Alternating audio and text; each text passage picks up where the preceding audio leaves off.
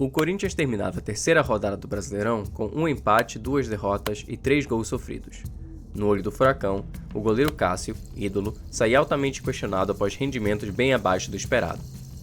O principal deles, contra o Juventude, viu Cássio errar na saída da bola e entregar um gol que o Corinthians não conseguiria remontar.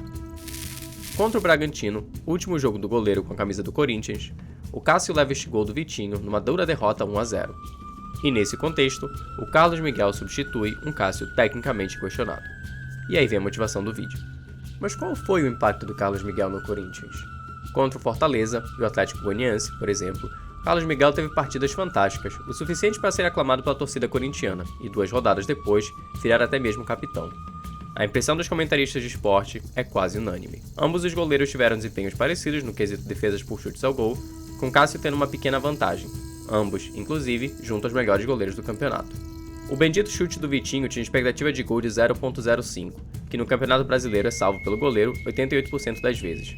Apesar disso, pela distância que o zagueiro permite e o destino do chute, a expectativa pós-chute é de 0.36, e no Campeonato Brasileiro, 0.36 pós-chute vira gol somente 12% das vezes. Contra o caso do Cássio, está o fato de que 2 dos 3 gols sofridos por ele foram gols de menor qualidade, e ainda assim, o Cássio não defendeu. Mas tem um asterisco aqui. A razão entre expectativa de gol e expectativa de gol pós-chute nos permite entender a realização de um chute, se ele foi acima das expectativas, abaixo ou de acordo. Dos gols sofridos pelo Corinthians, nós classificamos eles em 3 regiões: crítico, mediano e baixo. Dos gols críticos, 2 deles foram levados pelo Cássio, onde o ex-goleiro do Corinthians teve mais responsabilidade nos gols. E o Carlos Miguel? Nenhum. Bom, quase nenhum.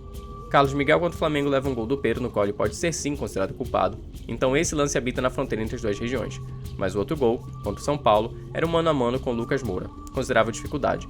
Carlos Miguel tem expectativa pós-chute de 0.73 nos gols que leva, com expectativa de gol de 0.32.